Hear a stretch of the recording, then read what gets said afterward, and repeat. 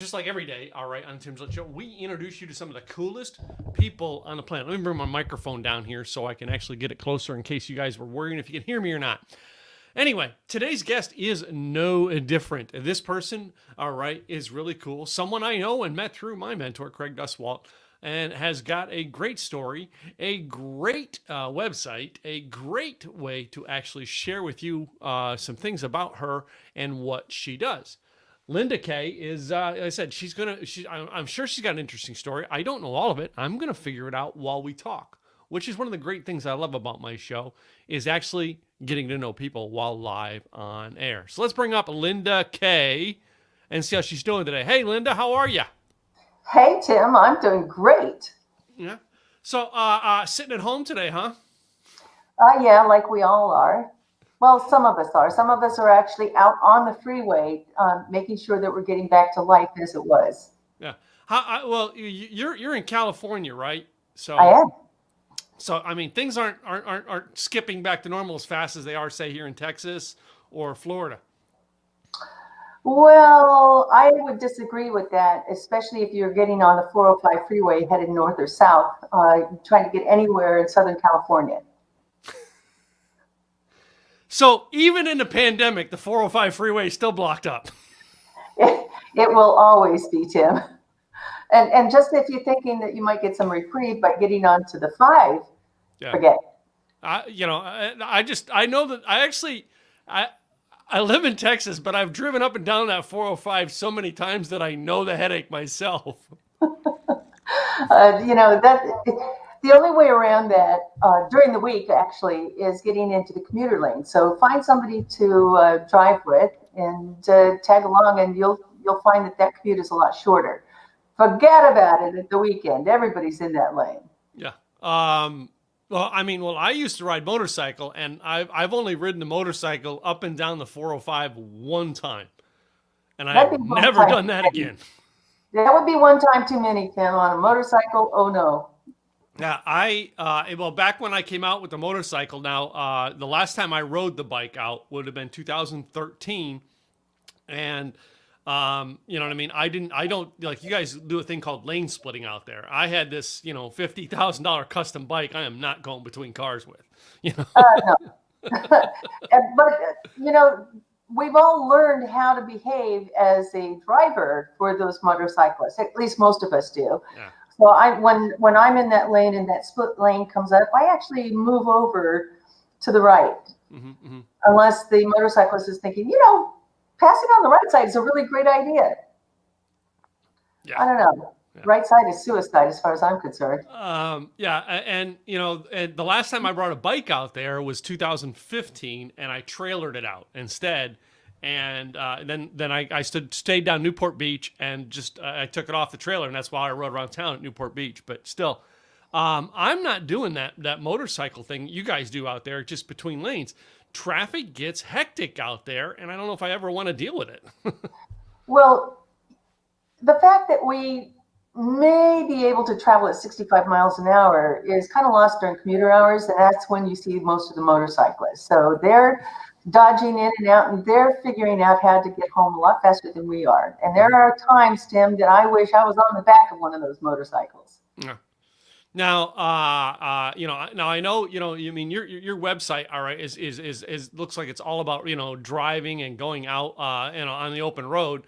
My last open road trip was moving Craig Duswalt from California to Texas.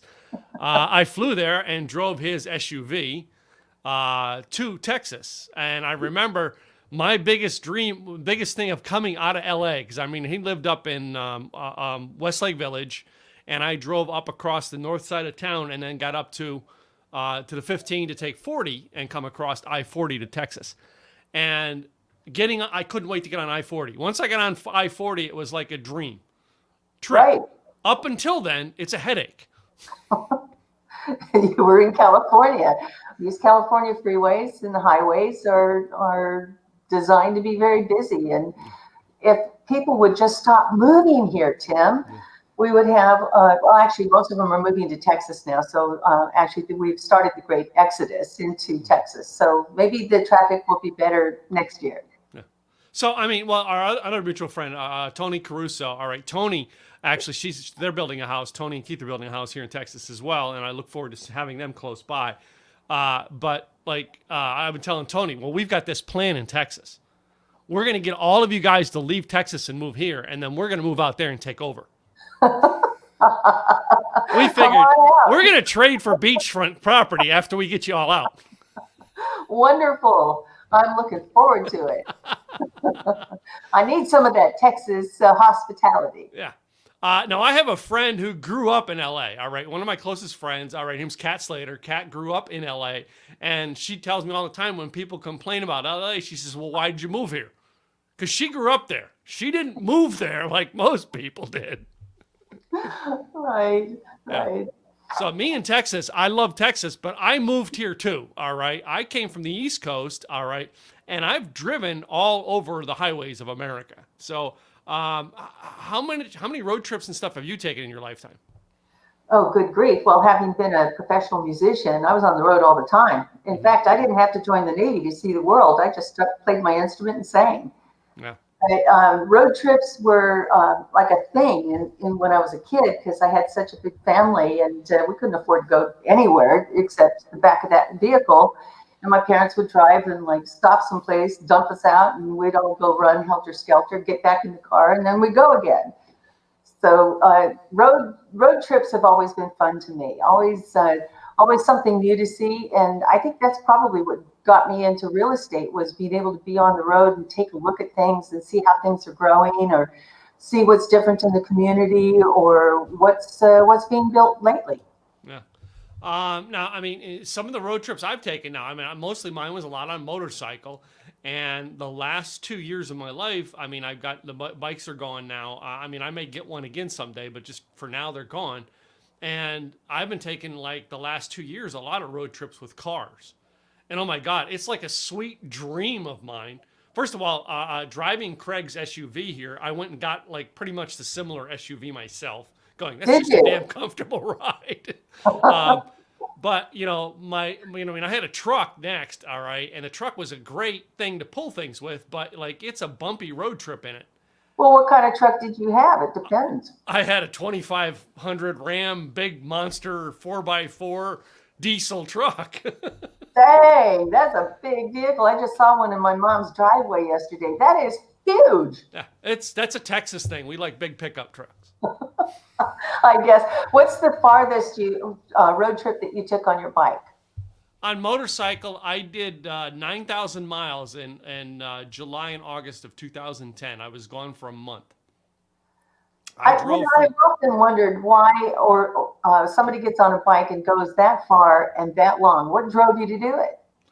It's something that I always wanted to do, and after years of working, working jobs and everything, I was starting my new company, and my wife had to be at an event in California, so I said, I'm going to ride out.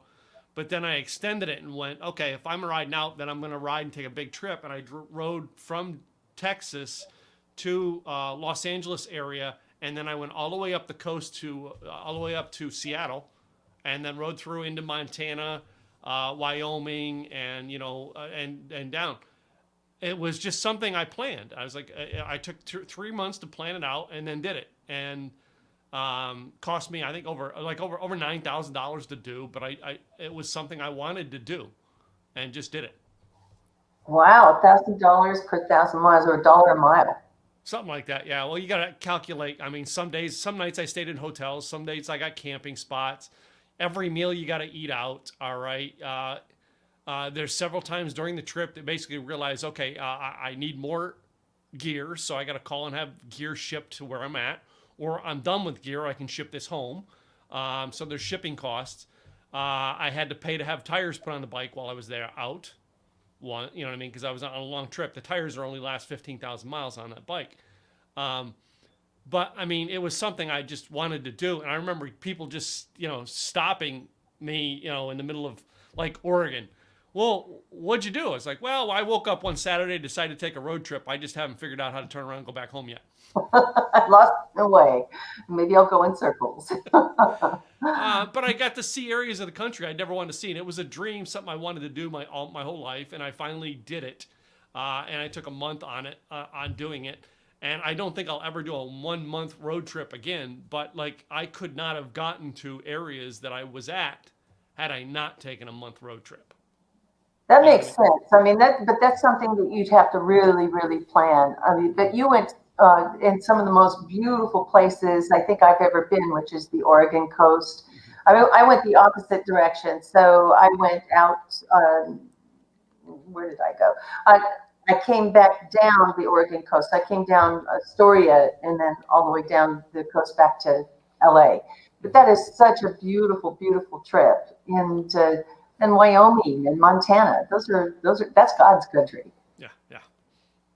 So I mean, yeah, I love Montana. I've not been back to Montana. I've been back to Wyoming. Uh, I have not been back to like Washington, Oregon, Idaho, those areas yet. Um, I have though. I mean, I have ridden my motorcycle in every one of the 48 lower states. My own bike, every one of the 48 lower states, and that trip completed almost all of them, all the states. There was one state that I missed on that trip. I drove all the way around Utah, and I ended up having to go back to Utah. That's So pretty impressive. 48. yeah, That's the entire lower 48. That's pretty impressive. yeah.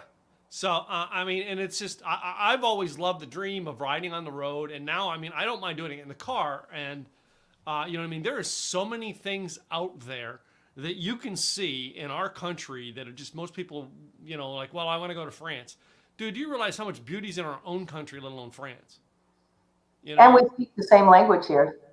Yeah, yeah, that's true. You So, gotta love that.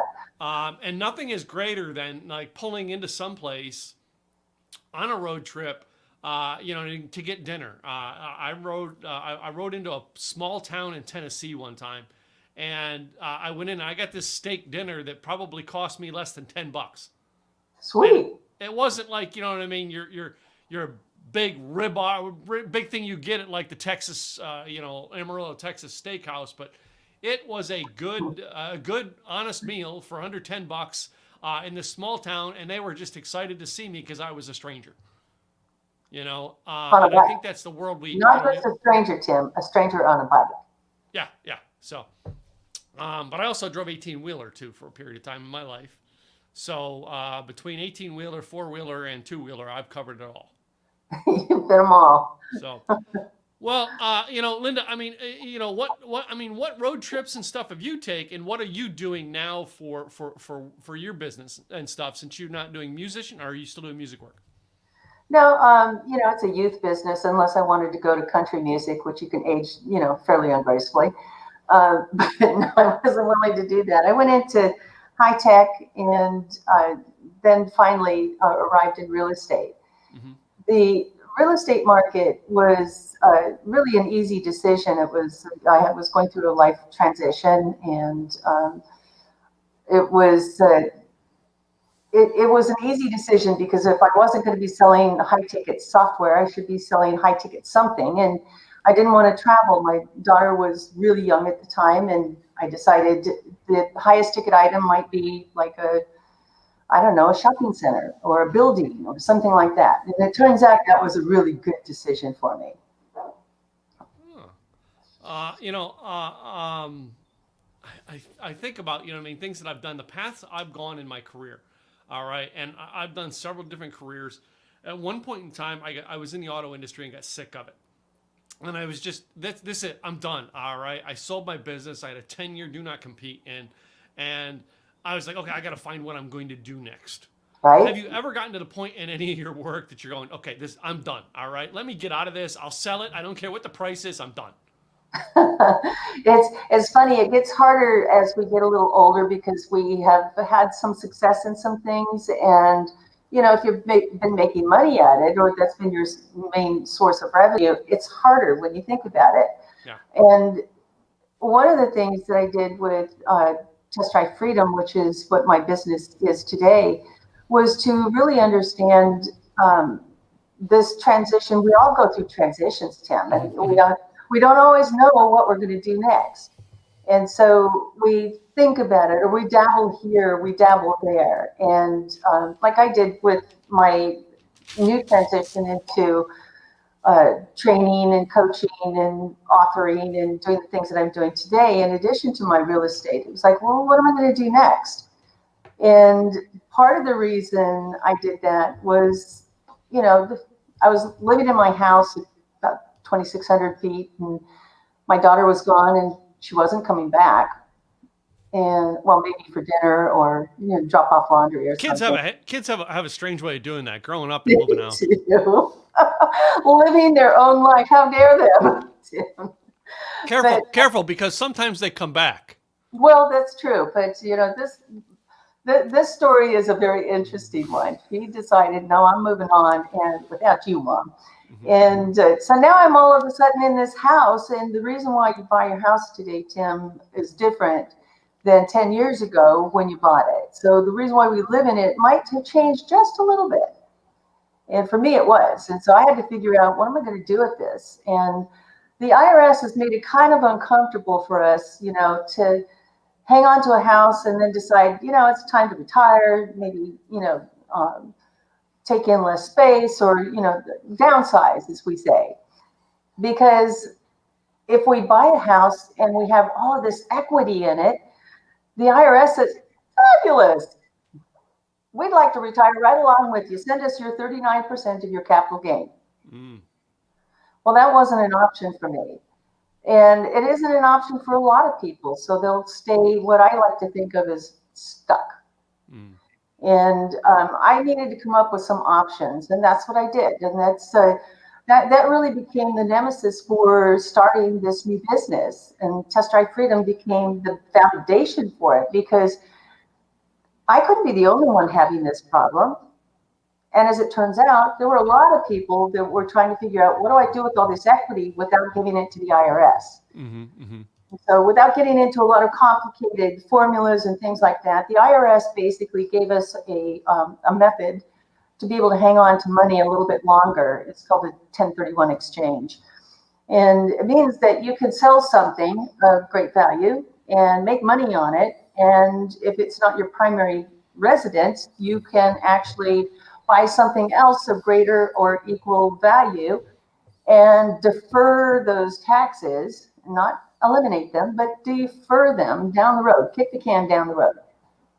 And so how would I be able to do that with my own primary residence? And so what I figured out was, well, I'm not using all this space. Why don't I just rent some of it? So I started Airbnb, and I started doing, now I rent the whole house out. So instead of just having a partial 1031, where if I decided to sell, I could, and I wouldn't have to wait for my death and pass it on to my child, where she would get all the greatest benefit. How do I maximize my benefit out of the house? And that really became the basis for Test Drive Freedom. So it's not for everybody. You got to be a homeowner. You got to have owned the home for a little while longer than in order to get your capital gain, and not use your house, as some people do, Tim, as a bank account, where they just keep maximizing the money out of it, taking the money out of it, refinancing, take the cash out, refinance, take the cash out, and then there's nothing left. It doesn't work for that. But for those that are really trying to figure out, what do I want to do in my next act, this could be something that would be really, really beneficial to them. So I talk to homeowners all the time about what do they want to do with the house. And, and these are casual conversations, Tim. These are not, hey, you want to sell your house. And out of all of this, I found other agents and other people that were saying to me, Linda, you got a real natural style of conversing with people that don't intimidate them, that don't make them feel like, I need to buy something for you, or you're pushing something on me. And out of that, Tim, really became the other part of Test Drive Freedom, which is this coaching and training and authoring that teaches people how to have conversational sales. So conversational sales is like, if I was teaching, conversational Spanish, people understand that, it's a natural way of having a conversation in another language. Well, sales isn't any different than that, right? So people are trying to understand, how do I talk to somebody about what I do? How do I talk to somebody about, whether you're, you know, selling a product or selling a service. For me, it's selling services through a product, and so it just happens to be homes or it just happens to be commercial real estate. But other people are struggling with trying to figure out, how do I have a conversation about this? How do I get into a conversation? How do I promote my business? Well, that's what I do. So I teach you how to have a sales conversation that is natural and easy and really not annoying. Oh, wow. Wow. You know what I mean? One of the things you brought up in there, all right, and I've heard this in the real estate. Now, I'm not that versed in real estate, even though I have an investment company. 1031. For the dummy out there, could you give a basic description of what the 1031 is to people? Mm-hmm. It's an IRS code. It's well known. If you talk to a CPA or you talk to an attorney, which I'm neither, so I'm neither giving you. So therefore, my legal advice is not. Yeah, I've just given my disclaimers, Tim. Yep. I know. Understand them disclaimers. Yep. So 1031 is a wonderful vehicle for an investor that says, I'm ready to sell this asset, whether it's a house, whether it's a commercial building, commercial investment. And I want to keep all of that money. And the IRS says, well, you made some money on that. We want like at least 39% of it. And you're like, I don't want to give you a dime of it, not one little penny of it. Yeah. So how do we keep it? We use this vehicle that the IRS created called the 1031 exchange. And it's called an exchange because you're not going to sell something and keep the money. You're going to sell something and buy something else. Okay. And you're going to take all of your gains and put them into that product. Okay. Except for your basis. So if you buy, let's say for instance, you buy something for $500,000, Tim, and you put $200,000 into it before you put a loan on it called leverage. Mm-hmm. That $200,000 would be your basis. Mm-hmm. So if you went to go sell, and now that 500 is worth $1 million, mm-hmm. you're taking the 500,000 that you gained and the 200,000 of your basis. So you're taking your 500 and taking out your basis of 200, you actually have a $300,000 gain. Yeah.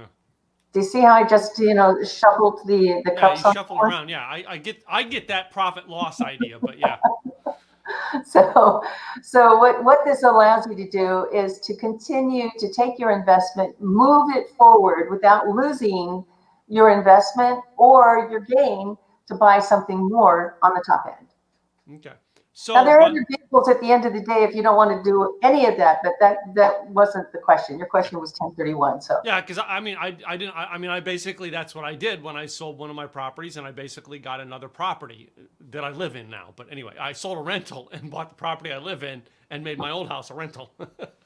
And that was smart. And you know what, Tim? You exemplify probably 80 to 85% of first-time investors. Mm-hmm. So a first-time investor, they have a house that they've been, or a condo or a townhome that they've been living in, and they say, okay, I'm going to go buy something else. They either wanted to upsell or up the investment, live in a better area, or just buy something different because they went to another city. And all of a sudden, they've got their house, and they go, you know what? I could make money on this. And that's what they do. So they become a first-time investor, not just a first-time buyer. That's different. First-time buyer is usually a reference to somebody that's going to go live in that property. Your first-time investment becomes the one that you're making money on. Mm-hmm, mm-hmm. So, Tim, do you make money on the house that you live in? No. The house I live in costs me money. There you go. And I'm so glad you said I've at least learned that. All right. To me, this one isn't an investment. This is my home. That's right. Yeah. And most people confuse that, though, Tim. Most people think, I bought a house, so that's my biggest investment. Well, if you're paying money out on it and you're not making money on it, that's not an investment, mm-hmm. is it? No. So Linda, I did things different in my investment company. I had rental properties condos. Basically, is what we built our whole thing on, was building condos and renting them out, but condos in different communities. And I owned several condos, and I was renting a room from somebody. Because the room cost me $300 a month. You are a smart man, Tim. And I was single at the time, right? It's like right around the time my wife and I got together and started dating. I was single at the time, so I'm paying $300 to rent a room rather than spend. I mean, this house, I think it's my mortgage payment is like $700 on this one, right? Yeah, And this is the first house that I've ever lived in that I've had a mortgage. All right. Wow. And when we applied for the mortgage, the lady was like, "So your first house?" I'm like, "No, my first mortgage." She goes, "How do you buy a house without a mortgage?" I said, "Well, that's very easy. When you're an entrepreneur like I have been my whole life, I learned the hard way that you cover the roof over your head when you have a good year. In other words, you pay cash." That's right. She goes, "Okay." And I says, "The reason you do that is if you don't, your wife leaves." I had to go through 2 wives to figure that out. And the lady after me at the bank, she goes, "Really?" And I'm like, "Yeah." You're a fast learner. Yeah, yeah, not so fast. Apparently, I had to do it twice. Yeah. Anyway, but yeah, so a lot of people get into investments, and like really, I mean, I own 2 rental properties now, and the home I live in, and then I'm like some of the other investments I do now, like are like I've invested money in people's companies, so I own like a piece of a company here and a piece of a company there. I have stocks. If I sold one of my rental properties, that 1031, could I do, invest in a company with that money, or does it have to go back into real estate? So it's called like-kind investment. Okay. So and not necessarily if you bought a condo, can I not buy a shopping center, because it's still real estate. So that's still like-kind investment. Okay. Right. But you could not take that money, say, for instance, not with the 1031. There are other vehicles that you can use, but not a 1031. A 1031 requires you to do a like-kind investment. So, for instance, if you took $500,000 out of that investment for the condo, you couldn't go buy, a sailboat, or you couldn't go buy. Who buys a sailboat? I don't know. I'd buy a motorcycle. Come on, let's talk about what I'd really buy. I'm just saying, some people would be thinking, "Oh, yeah, this would be great. I can rent them out." Yeah. But you wouldn't put that money, say, and buy shares in Google stock. Yeah. Okay. I'm not even sure that 500 would cover multiple shares. I don't even think $500 is a share of Google stock. But like we have a mutual friend. I think you know Sarah Buxbaum, don't you? I do. Yeah. Yeah, Sarah. Like when Sarah did her fundraiser for doing her deal in Nashville, we put money into that. We took money out of our investment company and put into that for her. I remember that. Because we believe in what she does. So I mean, that's a place where I take money from stocks and I put into someone else's business. And I've done that with several other small businesses, as well as, my family members have done the same thing. We find people who are, if we have money, we find people who are needing money to start a business, and we just, but we want a piece of the company. Absolutely. That's right. It's not called charity. It's called investment. No, it's called investment. That's right. I did charity for years. You know what I mean? I got sick of donating money to the charity of Pizza Hut, Target.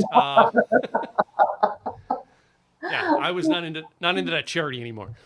No, there are times to be charitable, but that you can't make a business out of that. No. Now we do, we do a very unique thing, because we teach people to, blog, video, and online marketing, and we do a virtual event every month where we teach people how to build their online marketing. And we built giving, not give back, giving into our business model. And I'm curious if you do something like that. We actually sell ticket, like a virtual ticket to our event is like $20. Lifetime membership, $20. We give 10 of it to a charity, like That's every month. To do. And we call it giving. Giving should be part of your business. That absolutely is. Yeah. Yeah. So, and most people are like, wait a minute. You're giving all this stuff for $20 and you're giving 10 of it away. And I'm like, not worse than that is I pay affiliates 5 of the 20. So it's like 10 to the charity, 5 to the affiliate who sent me the person, and then I got to pay all the credit card fees for moving all that money around. I keep like $1.52, Right, exactly. But still, giving. I don't know. Have you ever thought about putting something like that? Do you do something giving like that as part of your business? Giving is part of my core value, and in fact, it's something that I taught my own child. For every dollar that she got, there were three parts to it. One was tzedakah, or the giving, the charitable portion of that.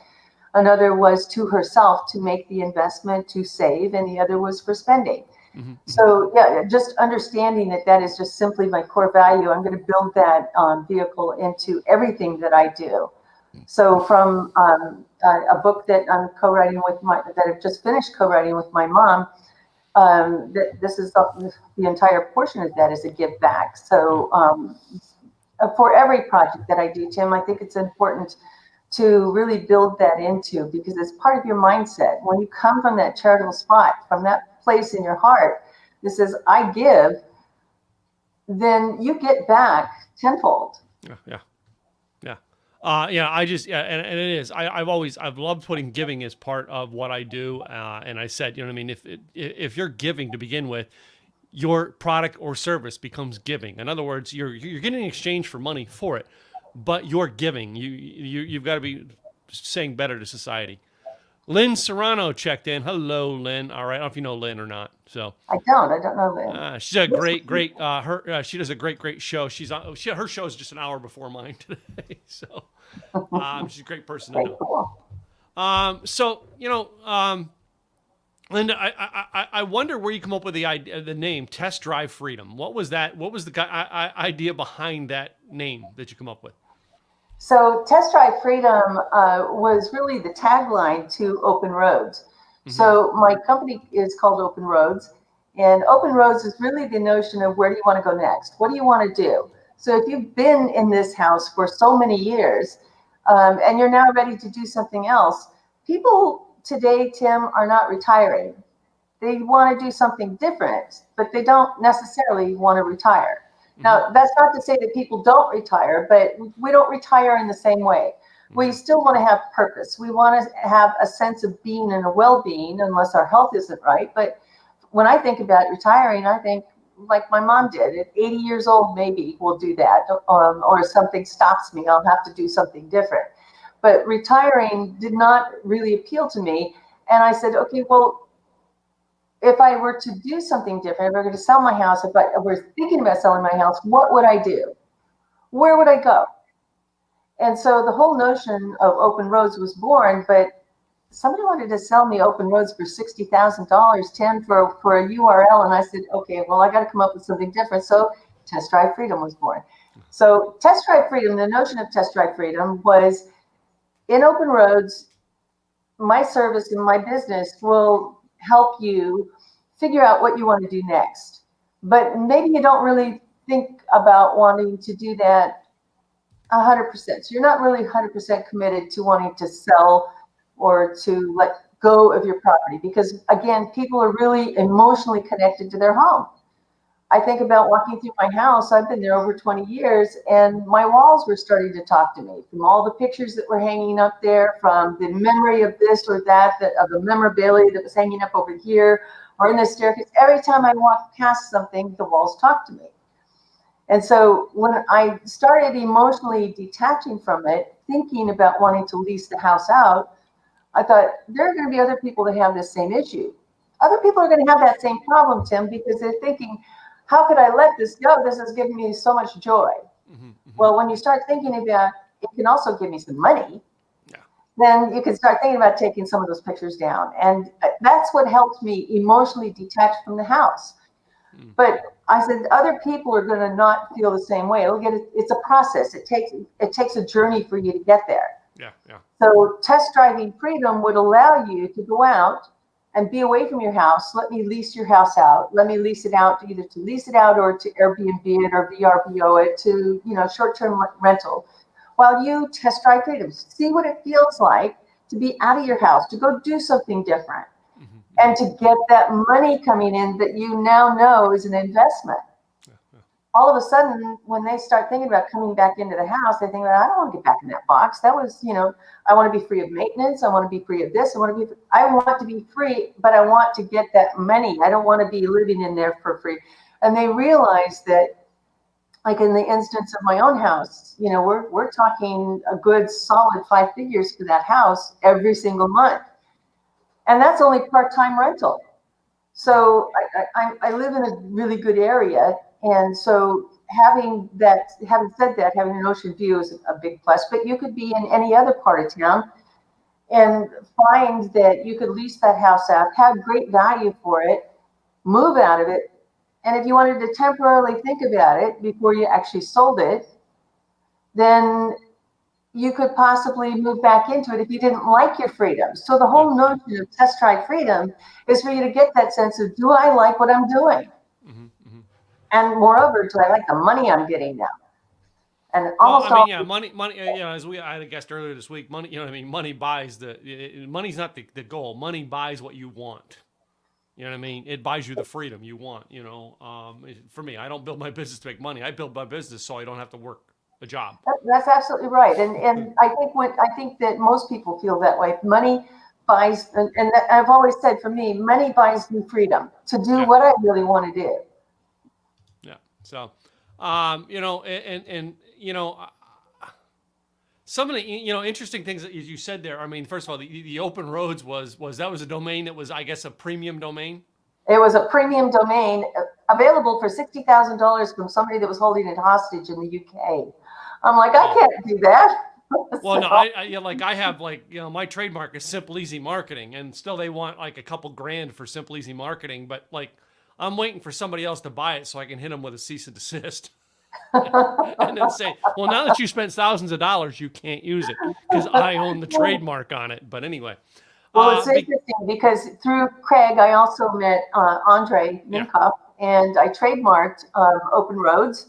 Mm-hmm. And I was shocked, Tim. I was absolutely flabbergasted. I couldn't believe that I could actually get a trademark on Open Roads. Yeah, you think of every car company out there, and they're out there, canvassing Open Roads, and nobody ever trademarked it. Wow. So we've got Open Roads and Test Drive Freedom. And, a few of those cease and desist letters are going out. Yeah. I personally never thought about until I met Andre, right? And I had a client here in the Dallas area who's like the trademark and patent attorney for like Shark Tank. And he was a client of mine and never thought about trademarks until I bought the web domain because it was available, Gillette.live. And I was like, oh man, I want a domain name that's just Gillette. The name Gillette is trademarked. Oh yeah. If you ever had a razor.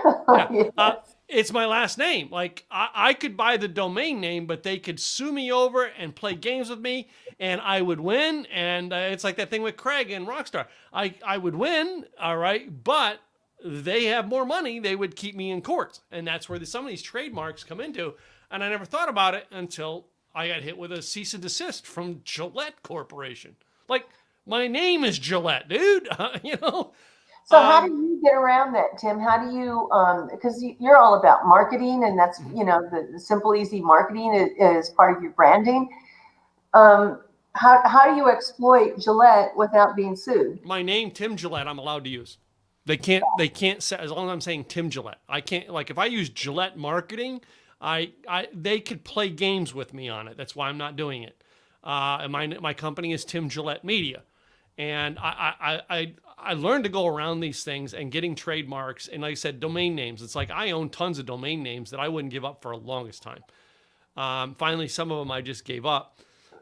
But I have like a domain name for an idea that I had, that I was going to do a blog, and I never did it. But I kept the domain name. I kept all the stuff around it. And I've actually had TV companies ask me for the name.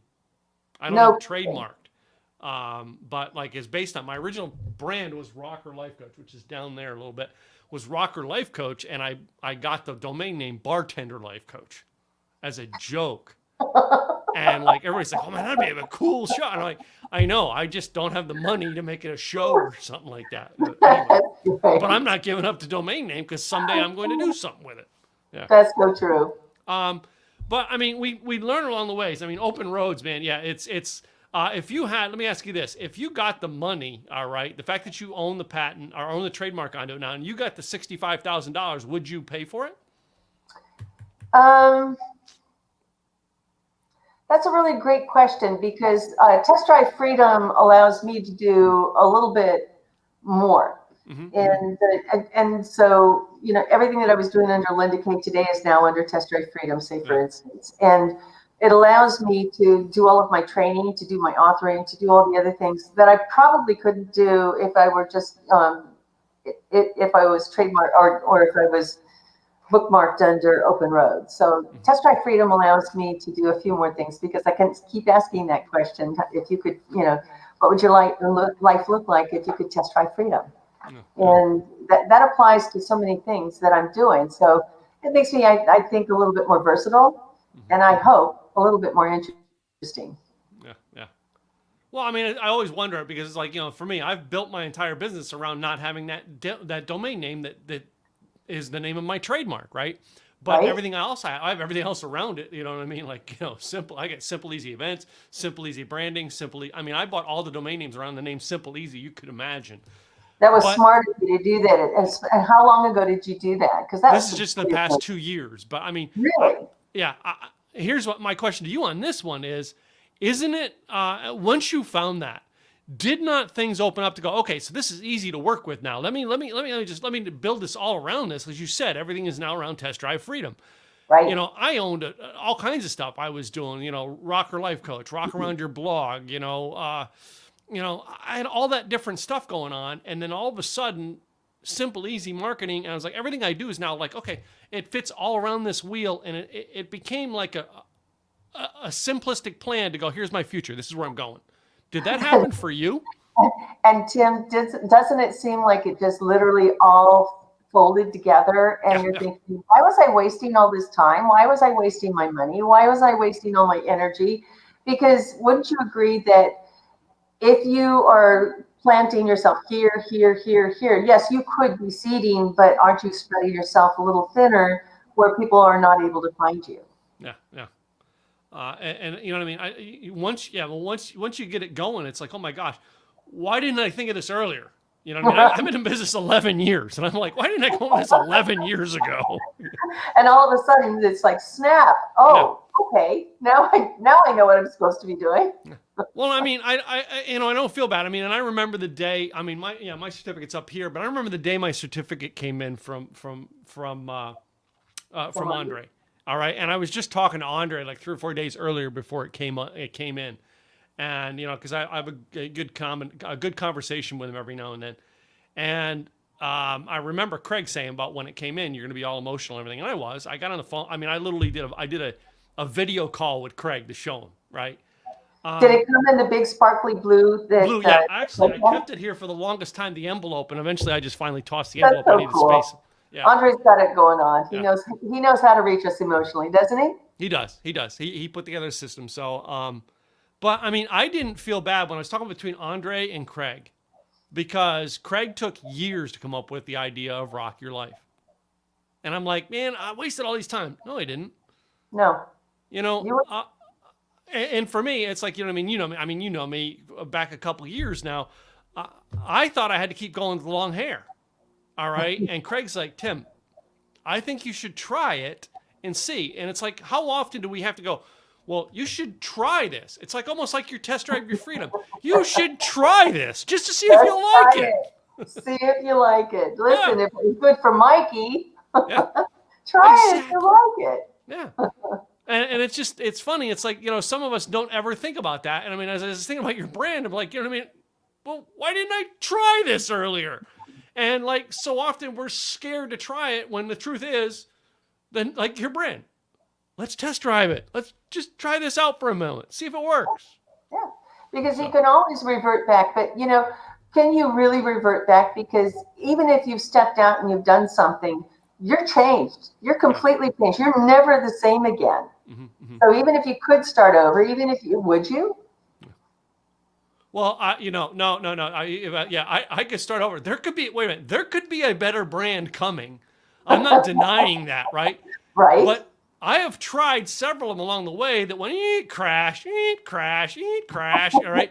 It wasn't until this one. Now, go out and try and it doesn't work. Yeah, you quick go, okay, let me take that down. I have a client who went out with this whole podcast idea last fall and planned to leave his company, leave and go all out on a job. And the new podcast idea he had bombed within 30 days. And he was like, okay, I need to go back to the old method real quick. I can relate to that. Yeah. So, I mean, just 2 years ago, Tim, I decided, okay, I'm going to try this. And I went out as Linda Kaye today. yeah. And it didn't exactly bomb, but I didn't exactly make a single penny either. So some people would say that that's a bomb too. But for me, I learned a lot in that process, and then kind of regrouping and taking some advice from another really well-known and trusted advisor, John Limbacher. Yeah. He said, why pay for these two things? Why not just combine it? Okay, the simplest ideas sometimes are the best ones. Yeah. So, exactly, and it's true. I mean, I work with John as well. You know, I mean, great guy. So, and it's just it's phenomenal. It's something, how we get plugged into the right people as we go. Okay, I need to test it. This is working. How do I get help to make it better? So true. So, well, this has been an interesting conversation. Linda, what is the best way that people can get a hold of you if they want to find out more about you? Well, that little banner that's floating along, that's right after Tim Gillette. No, you put it up in bigger letters there, Tim. Thank you. TestDriveFreedom.com. Click here for more. It is right on the landing page. And if you cannot wait, well, call Tim and say, how do I get a hold of that woman? I got to talk to her. TestDriveFreedom.com. And click here for more information. Cool. Well, it has been a fun interview. All right. It has been an interesting conversation talking about things today. As I said, I never know where the conversation is going to go. But we're nearing the end, Linda. And as we near the end, I play a game with all of my guests. Beautiful. Let's go. 9 questions, all designed for Linda Kaye. All 9? All 9 of them designed just for you. All right. And it's 2 choices. You pick one. Maybe there's going to be a conversation about it. Maybe there isn't. We'll see as we go down the list. All right. Number 1, Star Wars or Star Trek? Star Wars. Star Wars, girl. I love it. Everybody has an opinion on those. I've had, I think, hundreds of guests over the years. I've only had 1 or 2 go, huh? Who? All right. Somebody knows one or the other. So, always. So let me stick with stuff we watch on TV, stuff we see in the movie theater. Okay, let's go. The movie Die Hard, is it a Christmas movie? Yes or no? It depends. I love asking that question because some people are like, yes, it's a Christmas movie. But Bruce Willis, when he got roasted, actually stood up at his roast and said, Die Hard is not a Christmas movie. Oh, no. Well, then why did you do 2 episodes at Christmas time? 2 movies that had Christmas in them? Yeah. Because it's the biggest box office draw. All right. My third question for you is, are you a dress-up girl or are you a yoga pants girl? Oh, no yoga pants. I say get out of those yoga pants, girls, at least once a week and put on those jeans to see if they fit. Oh. But like in today's world, all right, we're only dressed up from the hips up. So my first virtual speaking gig, I was in pajamas and a suit and tie.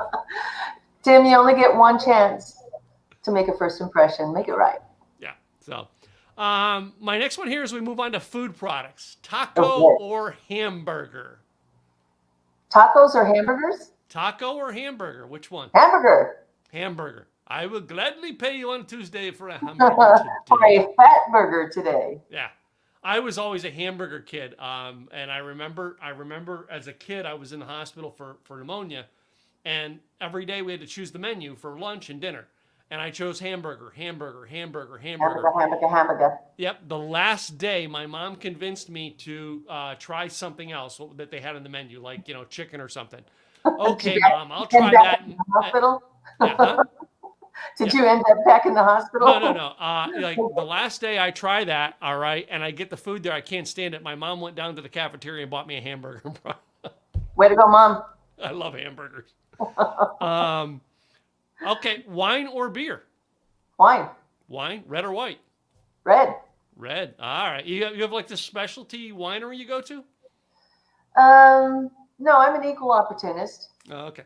You know what I mean? You live in California, all right? You can literally drive over the mountain and go visit wineries in Santa Barbara. This is so true. I've got friends that own wineries, but and I love their wines. Yeah. But I do like offshore wines. Oh, you got to come down here and taste. So we got some interesting ones down here in Texas now. We got a lot of interesting ones. Yeah. All right, but the most interesting one I've had was New Mexico. And because New Mexico, the company that we get, the one company we get it from, it used to be called St. Clair. It's called something else now. Southern New Mexico. They actually have a red and they have a white, and both of them have chili pepper in it. I'm loving that because one of my favorite wines, Tim, is the Malbec, and it's got a nice spice and kick to it. Yeah. Beautiful. I can't wait to try it. Yeah. So that's one of mine. So let's go back to the you know what I mean, the dress up type thing. Are you a heels girl or a boots girl? Heels. Heels? Okay.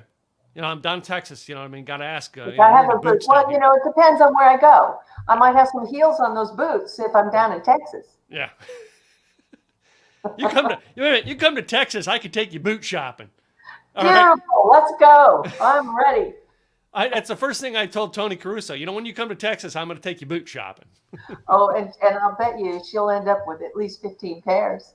Why not? I have 10. I'm a guy and I have 10. Wow. How about this one here? This is an interesting one I've started adding into the mix, and that is a snowball fight or a water balloon fight. Water balloons. It's California. We don't have snow here.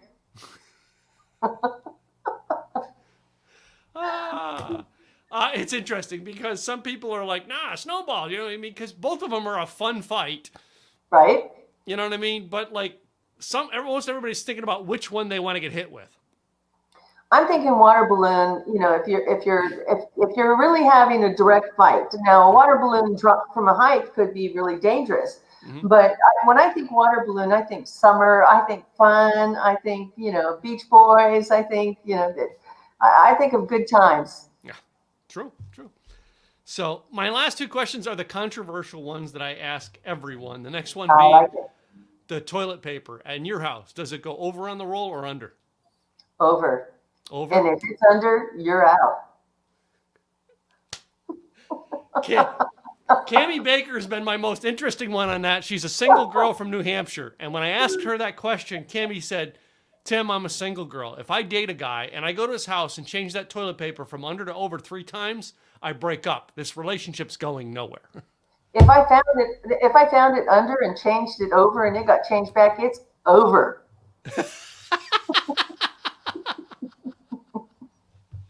I am a single girl, and I take great pride with making that comment. It's important. Know where you stand.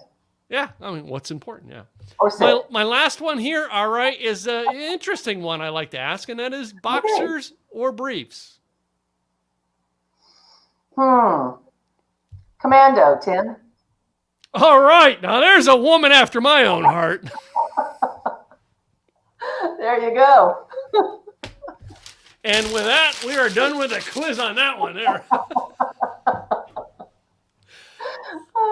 Linda, this has been such fun talking with you today, having you on the show. Do me a favor one more time for both the audio and video people. Make sure they know that website so they can get a hold of you.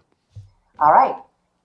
Go on out to Test Drive Freedom. That's all one word, testdrivefreedom.com, and click for more information. Yeah, cool. Thank you so much for being on the show today, Linda. It's been great having you as my guest. All right. And I'm so glad we get to know you. So my pleasure. Thank you. You bet. To you, the listener, I want to say thank you for tuning in today. All right. Be sure and go check out testdrivefreedom.com. Find out more about Linda yourself. All right. And maybe take that idea of freedom on a test drive. Why not? It's, one life. Might as well live it, right? There you go. I'm Tim Gillette with the Tim Gillette Show, and we will be back real soon with another guest. In the meantime, make sure you subscribe to where you get your podcasts as well as to our YouTube channel. I'm Tim Gillette, and I'll see you real soon with another great guest. Bye now. Bye. Have a great day. I'm trying to get all my things to work, and they're not working today.